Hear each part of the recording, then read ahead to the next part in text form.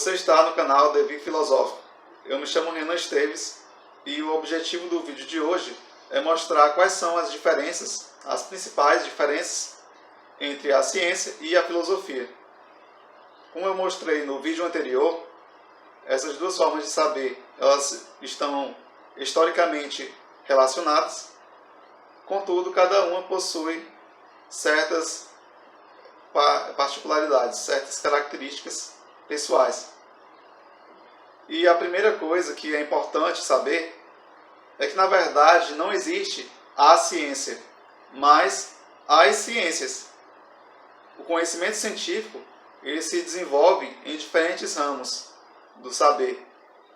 E isso mostra uma tendência na ciência, no conhecimento científico, a partir principalmente dos séculos 18 e 19, que é a especialização. Então, as ciências especializadas que vão se desenvolver desde então. E nós vamos ter, por exemplo, as ciências naturais, como a física, a química e a biologia. E, por outro lado, as ciências sociais, como a sociologia, a antropologia e ciência política. Cada ramo do saber que vai ter os seus estudos relacionados a diferentes problemas, a diferentes objetos de estudo. E essa é justamente a primeira diferença que vai existir entre ciência e filosofia. É a diferença em relação ao objeto.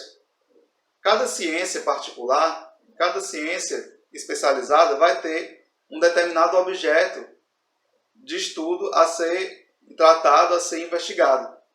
Por exemplo, a física ela vai tratar dos fenômenos naturais, nos seus aspectos mais gerais, como a eletricidade, a luz, o movimento.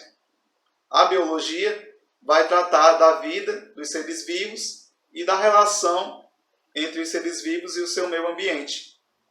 Mas e a filosofia? A filosofia ela não possui um objeto único de estudo. Quase todos os temas podem ser tratados de algum modo pela filosofia. E nós podemos perceber isso a partir das diferentes áreas da filosofia, que são a metafísica, a teoria do conhecimento, ética, filosofia da mente e filosofia da ciência. Esses são apenas alguns exemplos. Existem várias outras áreas da filosofia, mas eu coloquei como exemplo apenas essas. Então a filosofia ela pode tratar tanto de problemas sobre o conhecimento, o que é o conhecimento, como nós adquirimos o conhecimento, como também de problemas éticos, sobre a relação dos nossos juízos em relação às ações humanas, se o que é certo, o que é errado, como determinar o que é moralmente aceitável. Então a ética vai ser justamente essa reflexão sobre a moral. E nós vamos ter também a filosofia da mente, que vai tratar de problemas sobre a mente, a relação entre mente e corpo, etc. E além disso, a filosofia da ciência, que vai tratar dessas questões sobre a natureza do conhecimento científico. O que é ciência? Qual é a diferença entre ciência e pseudociência, ou a ciência falsa? O que é o método científico? Essas questões, por exemplo. Então, o que nós percebemos é que a filosofia ela não possui um objeto único de estudo, podendo assim ter diferentes objetos a serem observados, a serem tratados. Outra diferença entre ciência e filosofia é relacionada ao método. Método nós podemos definir como o procedimento, técnica ou meio de fazer alguma atividade de acordo com um plano. Então, o método ele é aquele conjunto de ações a serem realizadas para desenvolver uma determinada atividade. Os cientistas possuem o método científico. Cada ciência possui as suas metodologias a sua forma de desenvolver a sua atividade. E os cientistas eles têm um acordo de onde partir para exercer as suas pesquisas, por exemplo. Já os filósofos, eles não possuem um acordo. Na verdade, o que nós percebemos através da história da filosofia é uma liberdade dos filósofos em desenvolver a sua atividade.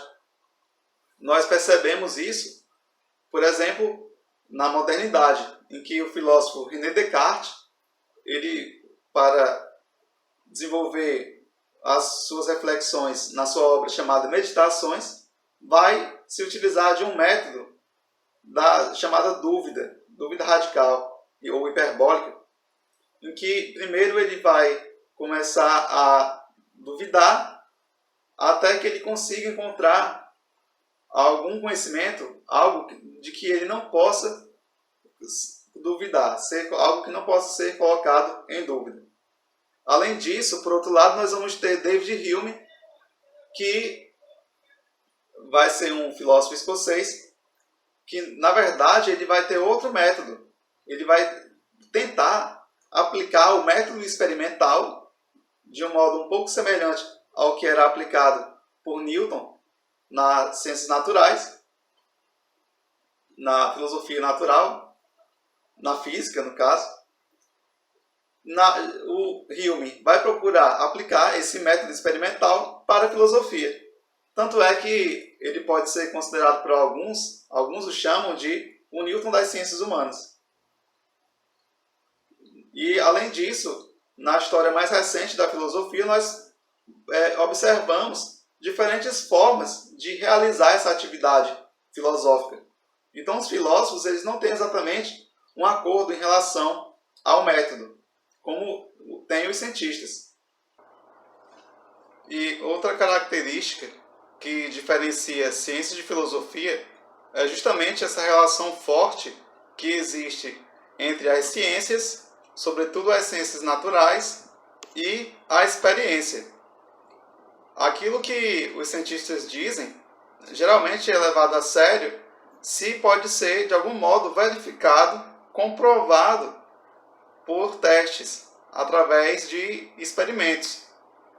E nós percebemos isso, por exemplo, no caso da teoria da relatividade, que considera-se que ela foi comprovada, em alguma medida, em 1919, quando cientistas ingleses eles foram para a cidade de Sobral, no Ceará, e lá eles conseguiram confirmar uma previsão que a teoria de Einstein fazia. O que é algo bastante interessante de se observar, que uma teoria como essa, desenvolvida por um físico tão renomado, tão importante, foi comprovada justamente no Brasil e no Ceará, né? E a filosofia, por outro lado, ela não vai ter essa relação forte com a experiência. Muitas vezes, em grande parte dos casos, a filosofia, através de suas teorias, vai tratar de assuntos que não dizem respeito a fenômenos concretos, como o que acontece nas ciências. Na verdade, a filosofia seria mais essa atividade de reflexão do que de experimentação. Bem, esse foi o vídeo de hoje. Se você não é inscrito no canal e deseja acompanhar os conteúdos, se inscreva no canal e até a próxima.